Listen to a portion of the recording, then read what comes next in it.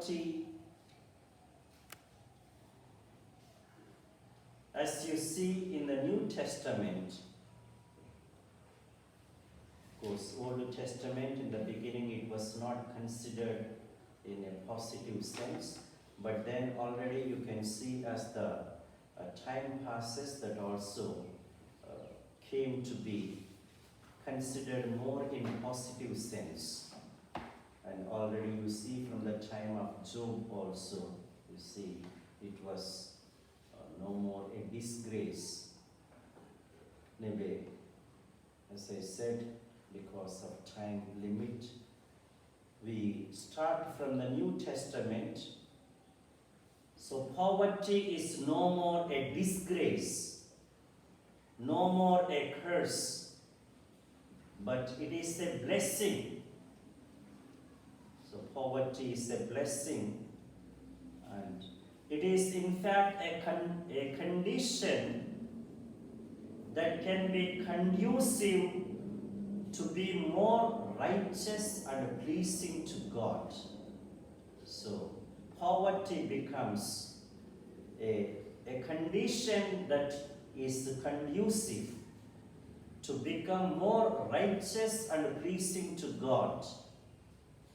And as we are quite aware, poverty becomes an evangelical counsel. Becomes an evangelical counsel.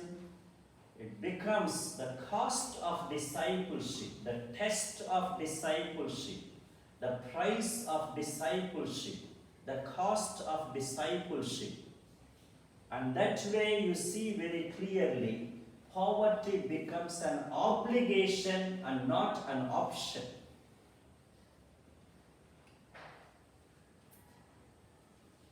And that's why my brothers sometimes, not sometimes, many times, when the diocesans tell the religious, you have the vow.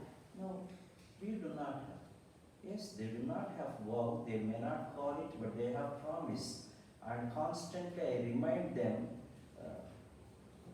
be careful, because promise is much more biblical.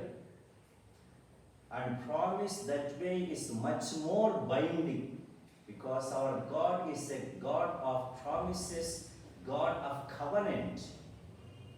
And it is not like the promises of the politicians or the promises which are shallow and which may not be fulfilled as many humans do.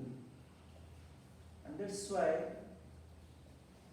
without passing judgment, many of the diocesans think they are not bound or obligated by the evangelical counsel of poverty. That is a very, very wrong understanding. Because even a simple, ordinary faithful also is obligated by a certain extent of poverty, of course, in his own way, referring to his state of life. How much more a disciple of Christ is obligated? And that's why people feel that they are totally free from that obligation, and that is why you see very often, especially the diocesans, having this tendency to amass, to accumulate. And these days, in the name of binomies, running the schools, having the properties, as I said, I'm not here to pass judgment, but realities they are. And that is why what is happening, if you remember, our credibility is at stake, because people see this kind of things. Okay, maybe 10%, 20%, but then, as you know very well, that is the typical human tendency. Even if there is 90% good and positive, they are more drawn by that 10% which is not going well. And that's why it is a very, very wrong idea to think that we are not bound and others are bound. That's why jokingly also they say, yes, you take the vows and we leave them. So, poverty, again in the New Testament, what it means, renunciation, detachment. And poverty is also humility and a total trust in God.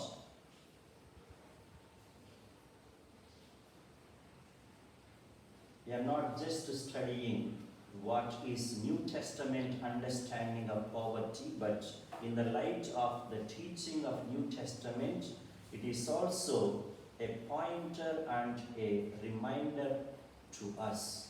How is our poverty? How is our practice of poverty?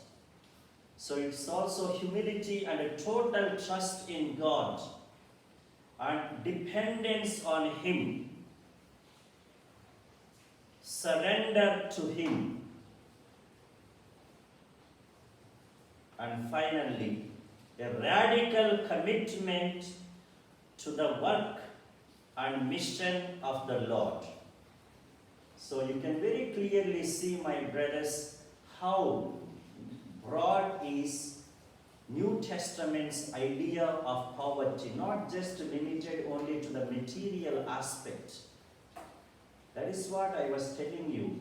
Very often people conveniently make them diluted of their essence, limiting them only to this aspect and not touching upon all the aspects of life and all the aspects of the person. So dependence on God, surrender to Him, and poverty also means a radical commitment to the work and mission of the Lord. So that is why I was repeatedly insisting, you cannot separate one vow from the other. See, poverty. One who is poor is committed to the mission of the Lord, which is in a way vow of obedience. And we can underline two essential tenets of poverty in the light of the New Testament: self-emptying and self-giving. Self-emptying and self-giving.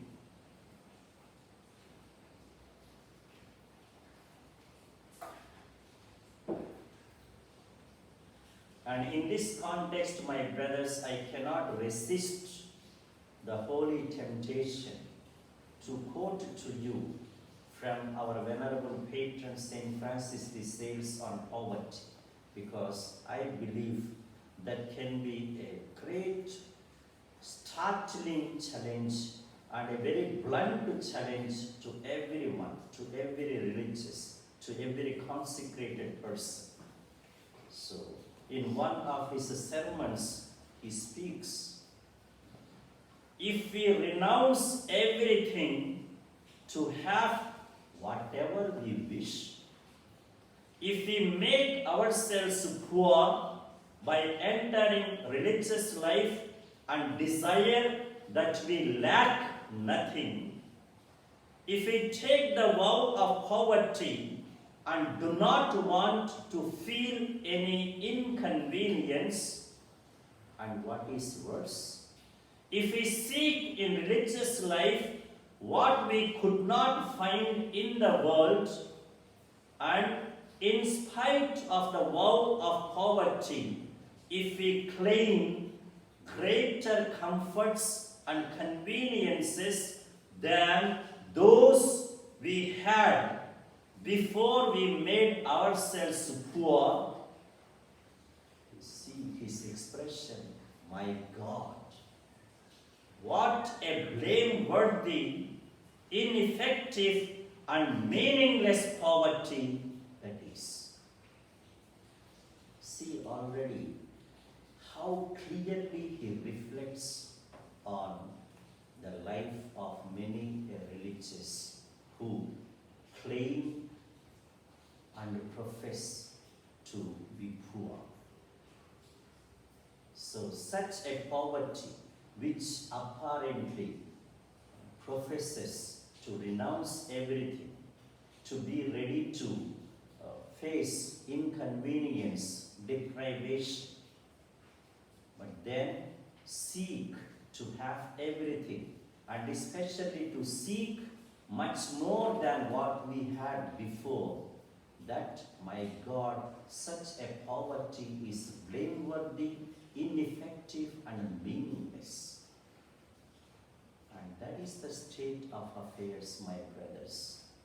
The state of affairs of many a religious, many a consecrated person. And that's why it's very, very sad in the church and the religious life. This is one vow which is least bothered about. People bother so much about chastity. I'm not saying you should not bother, but least botheration about poverty. And that is why you see people can roll in luxuries in the name of religious life, in the name of consecrated life. And nobody has any difficulty about it.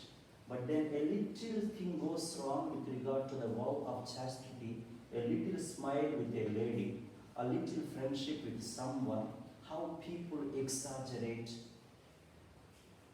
And other fellow, he can manipulate, be corrupt with lakhs and crores, no problem.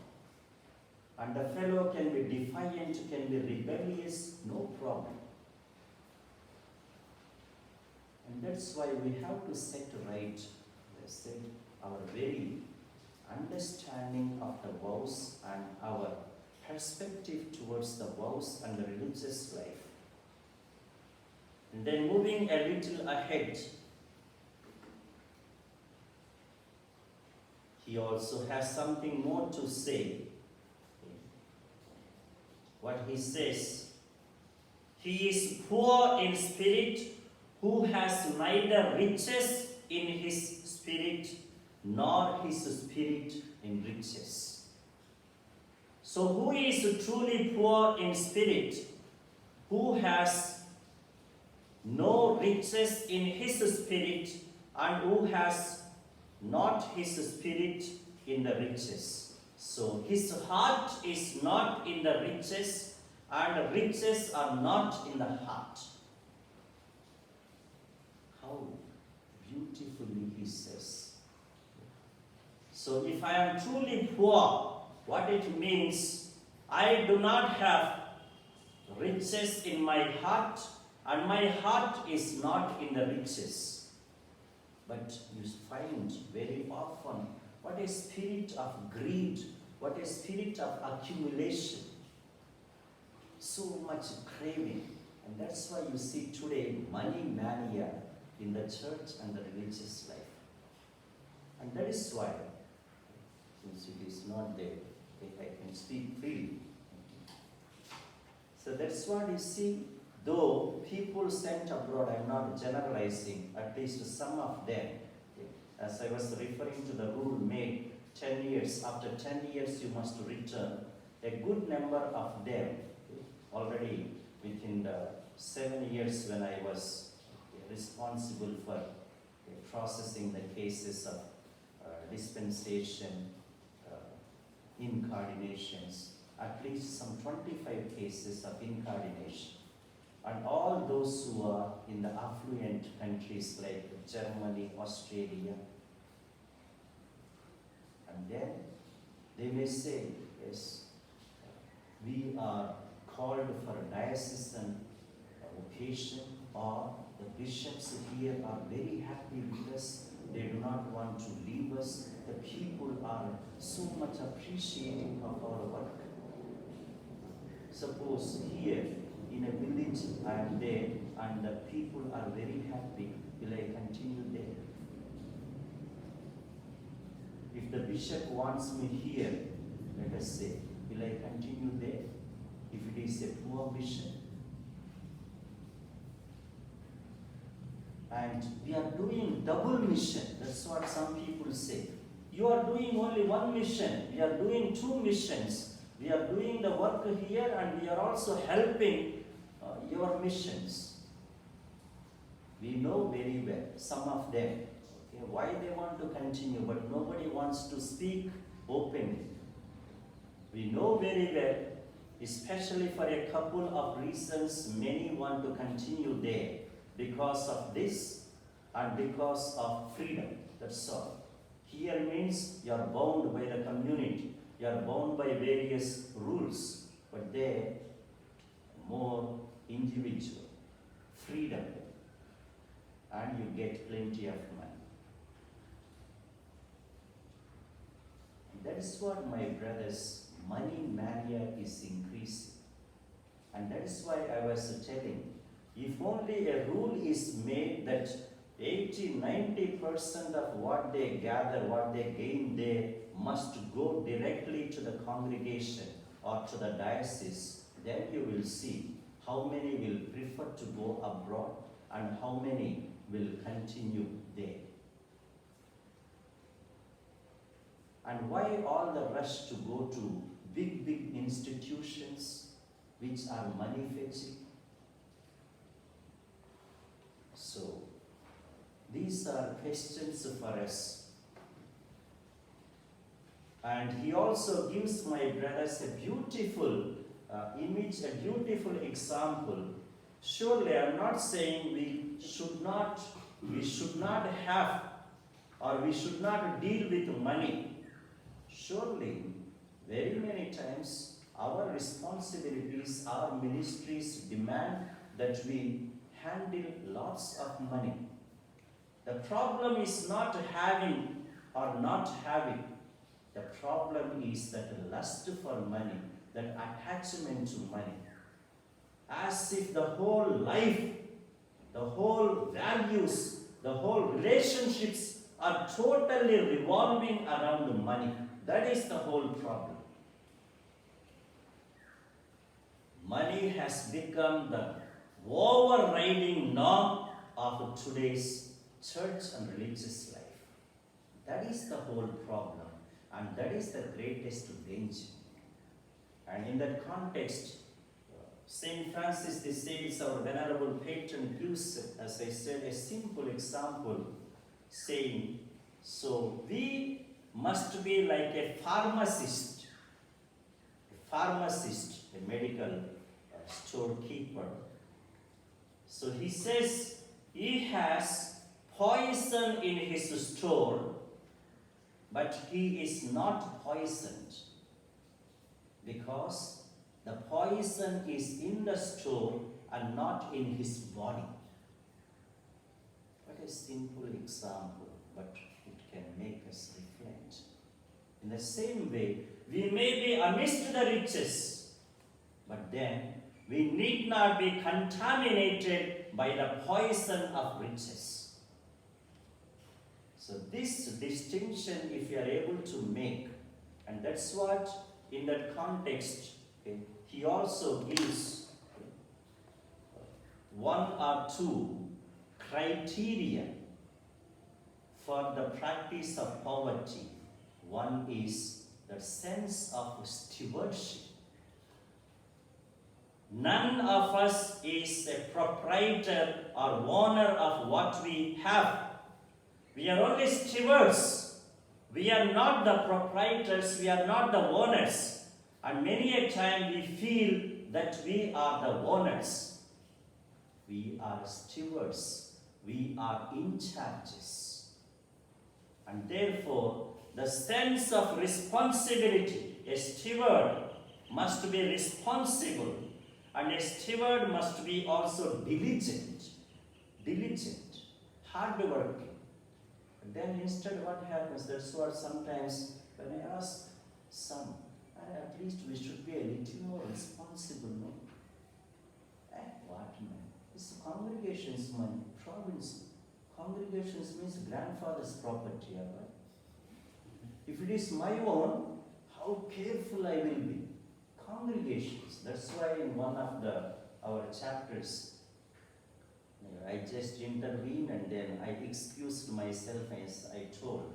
Please excuse me, okay, for my comment.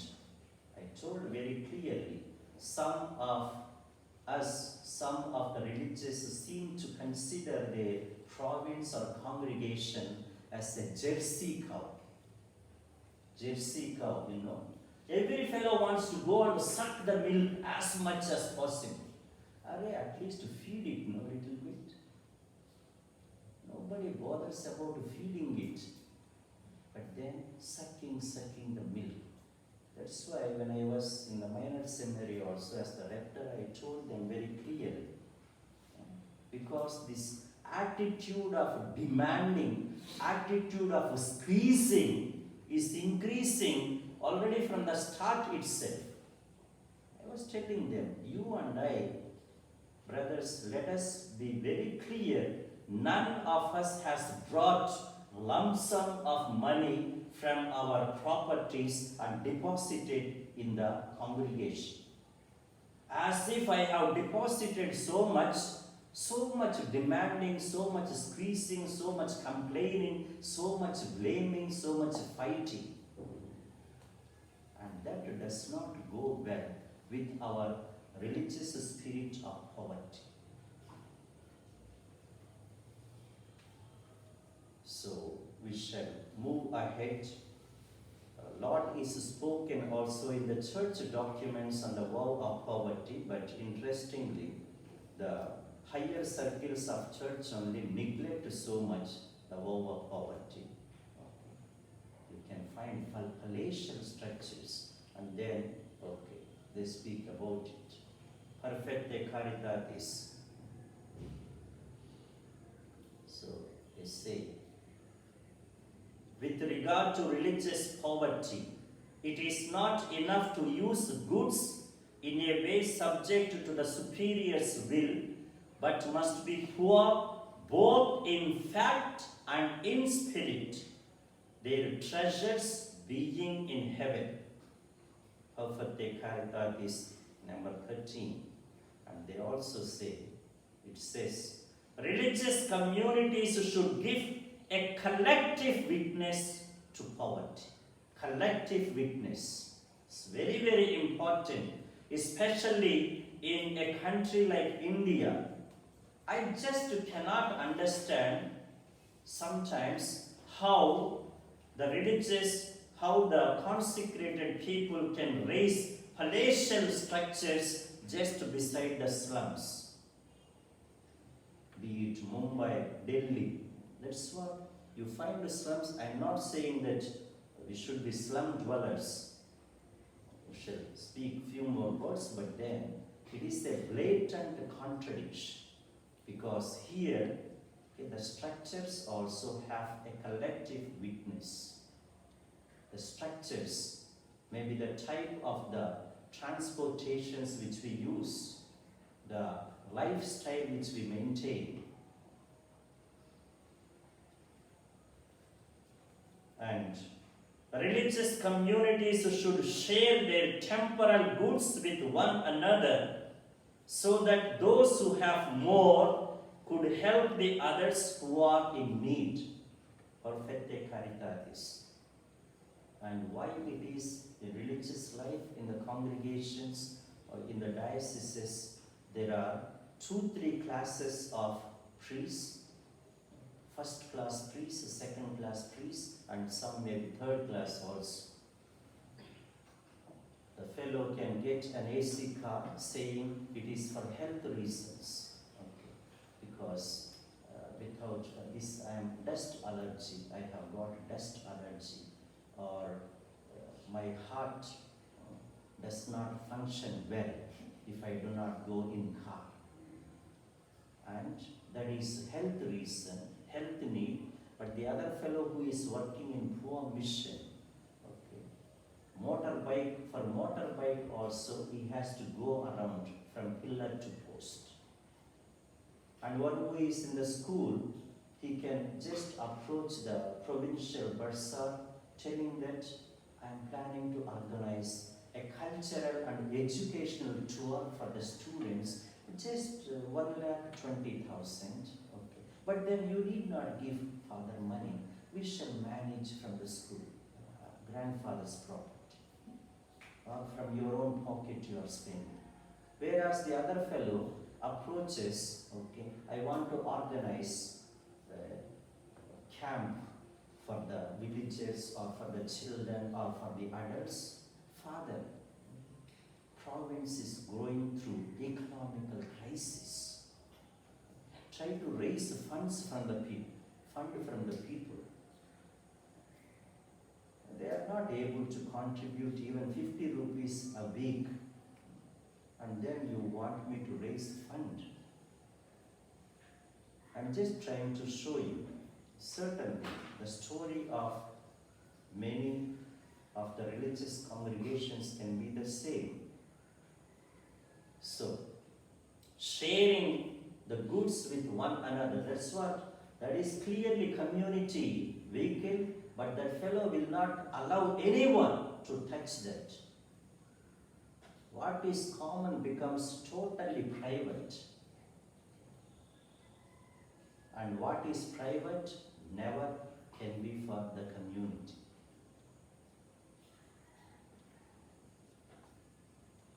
So, I am not saying my own words, and religious communities should avoid every appearance of luxury, excessive wealth, and the accumulation of goods.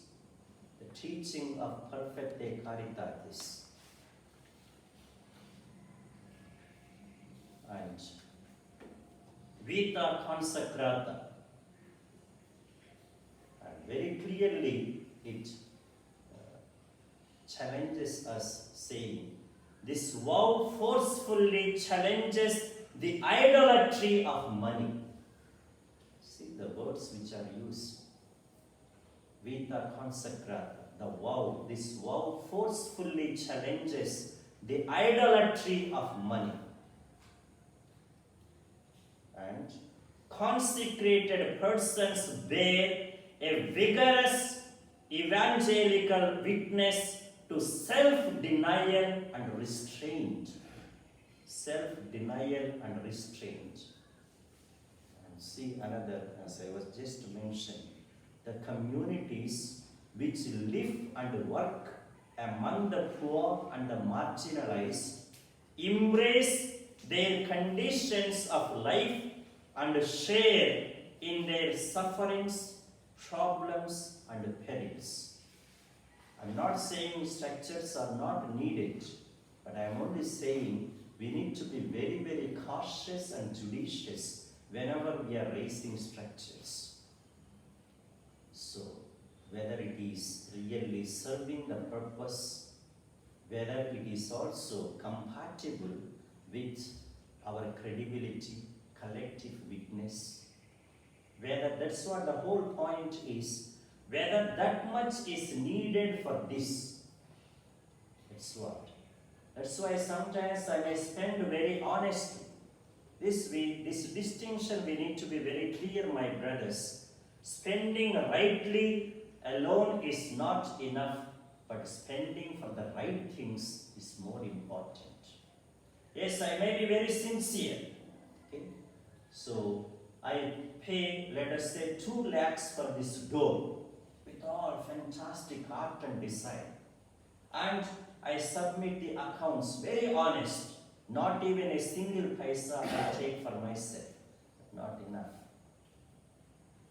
Whether it is worth spending that much for that. That is the question. And that is what sometimes, jubilees of bishops. I remember one bishop's jubilee was organized and they collected almost 46 lakhs. 46 lakhs. And what did you do? Feeding the priests and the religious who are already overfed, and buying flight tickets for the bishops, for the cardinals, 5-star hotel accommodation, and giving to all 2,000, 3,000 gifts as if they do not have jubilee. So, In these 25 years, how many meaningful masses you celebrated?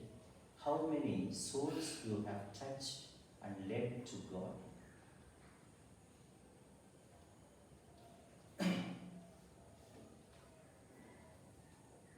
And poverty on the personal level, what can we speak of it? So, we know very well, only thing as I said, we need to remind ourselves. So, poverty on the personal level means what?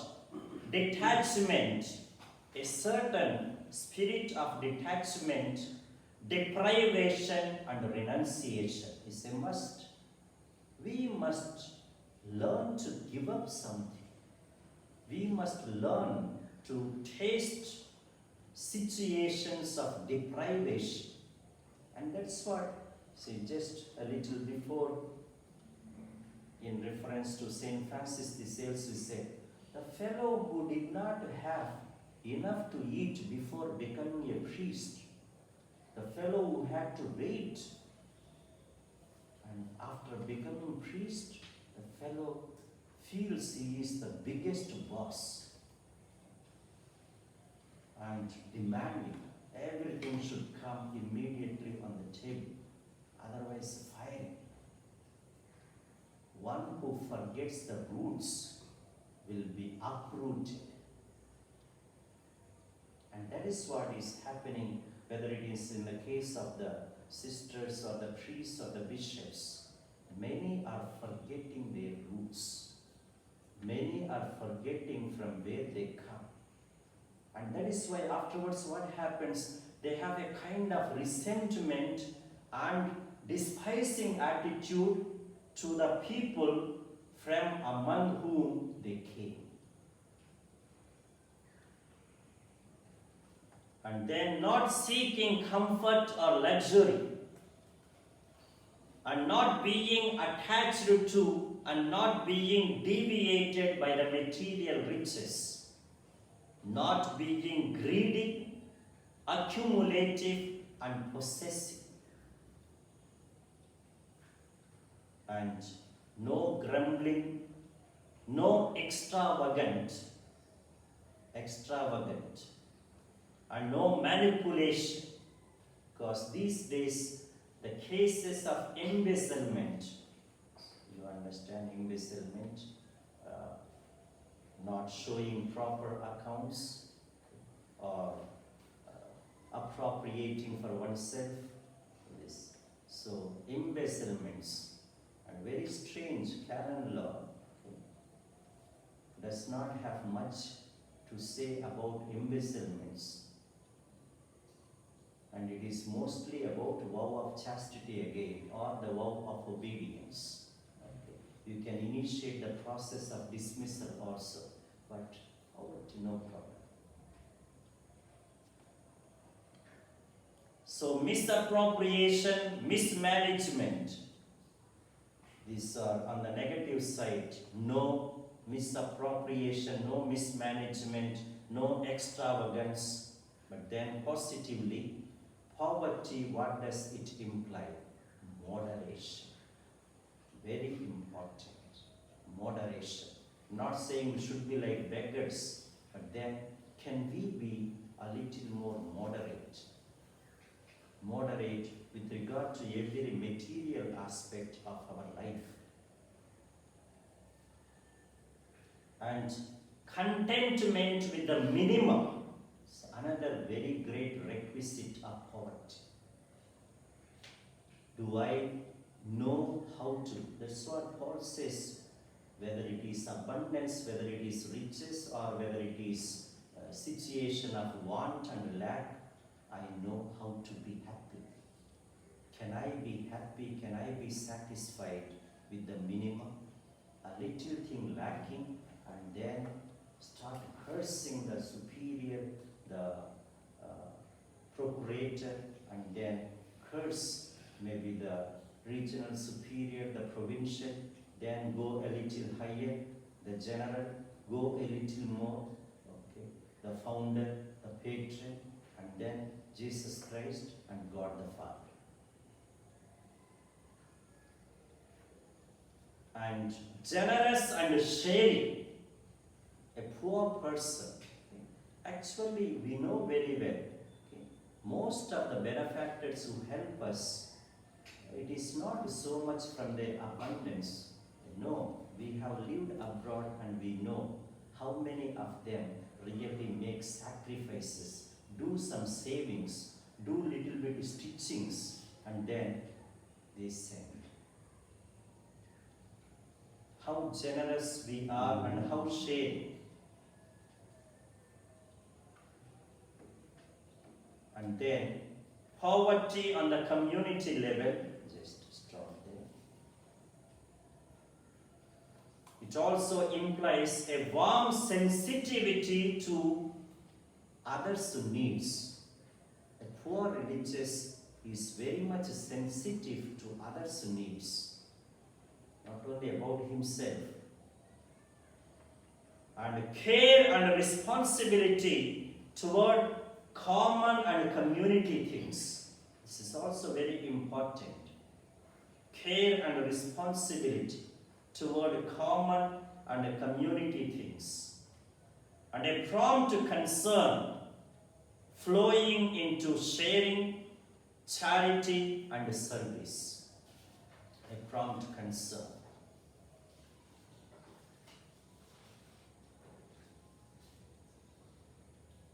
So, we end our reflection with a little critique, as I was already telling. Not criticism, critique of our life. Increasing lapses in financial transparency and accountability. Today we find increasing cases of lapses, failures in financial transparency and accountability. And very often, monetary gains are overriding the religious spirit and principles. And corruption and manipulations are on the rapid rise, and deplorable is the situation, and especially around the elections. Around the elections, people can be easily bought with money, offering maybe sometimes cell phones. I'm not referring to my congregation, I'm speaking in general, please, because my two sisters also are religious, I told you. So, are offering very lucrative, very attractive posts. Okay, you vote for me and I will see that you are appointed as principal there in that big money-fetching school. Or I buy and give you expensive cell. Or I will, some other favor I will do. I will raise you to a good post. Where are we going?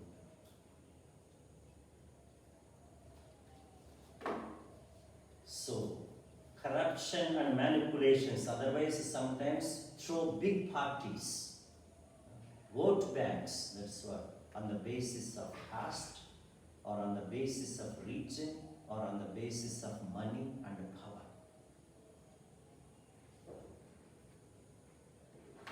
Okay.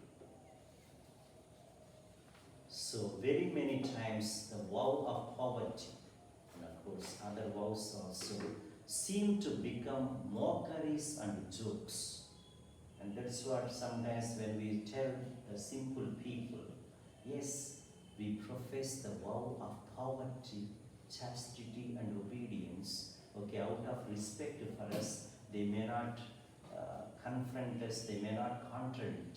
Only thing they say, you take, Father, the vow of poverty. Poverty you take. So from that we can understand.